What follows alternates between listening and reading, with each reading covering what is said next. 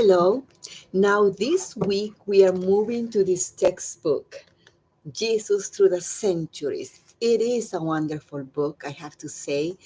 Um, if you have the time, I invite you to read the entire book. You are going to enjoy it.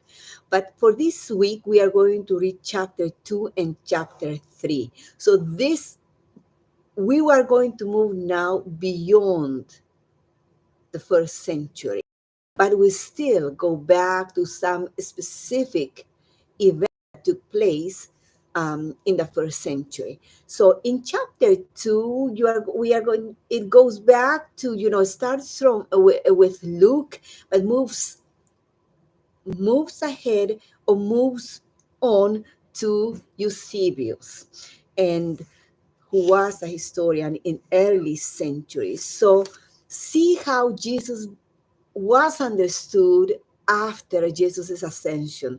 Think about the cross where Jesus died, the significance of the cross, and then how that was understood in early Christianity, for example, the book of Acts, you know, Paul, and also uh, in early centuries, early church fathers like Tertullian, like Augustine, and Eusebius and Origen. So, and then keep reading and reflect the significance of Jesus's life, deeds, and works, especially his death on the cross. And then see how, pay attention to the Christological titles: Jesus as God, Jesus as King, Jesus as ruler. So Jesus is a king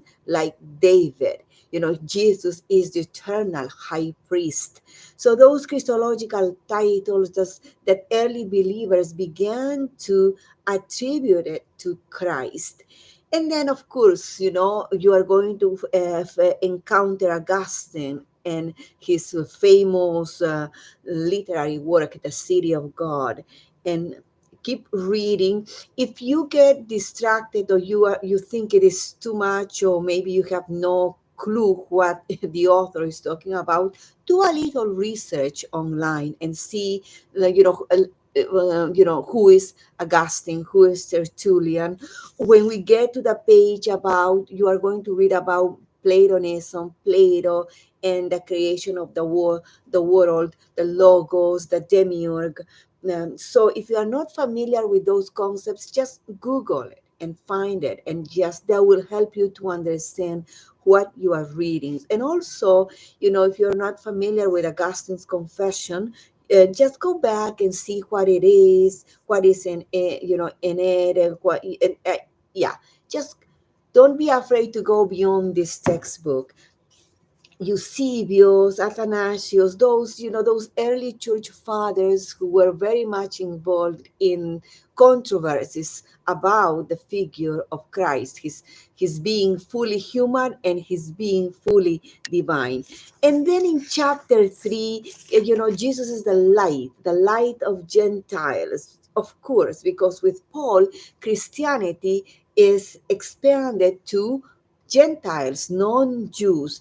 And again, you are going to see some, for example, Virgil with a writing um, about about Christ. So, his understanding of Christ, what he says, for now the Virgin is returning, and a new human race is descending from the highest of heavens. Who is that? Obviously, we connect that with Jesus. So keep reading.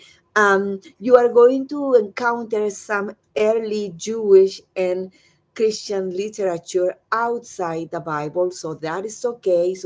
But see how the understanding of Christ has been interpreted, but also has evolved throughout the centuries. So what you read in chapter 1 and 2 and 3 is kind of what happened at the end of the first century and in early centuries.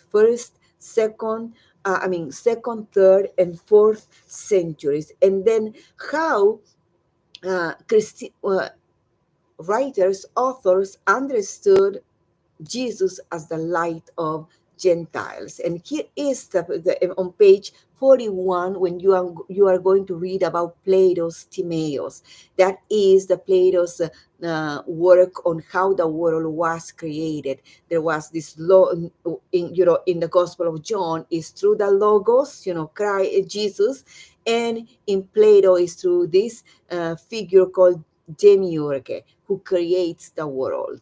So keep that in mind, and then how even in philosophy you can connect the Jesus, his role in the world, and his Christological titles that he had, and with early Christian literature, but also with philosophy, especially Plato. And then of course the figure of Moses. Then you move to Homer's The Odyssey. So again, read carefully those chapters, and rather than kind of absorbing everything and knowing everything, just focus on how the influence of Jesus in early Christianity, in early literature, Greco-Roman literature, and also in Greco-Roman, in Greek philosophy, and, and how early Christians writers were they were navigating with these two worlds, Judaism and philosophy, in in in early centuries. Okay, then you are going to, again, Socrates, the philosopher, Moses, a prophet. Wow. And there is Jesus, the light of Gentiles. I hope you enjoy reading the first two chapters. If you have time to read chapter 1, do it. Do it. Okay. Have a wonderful day.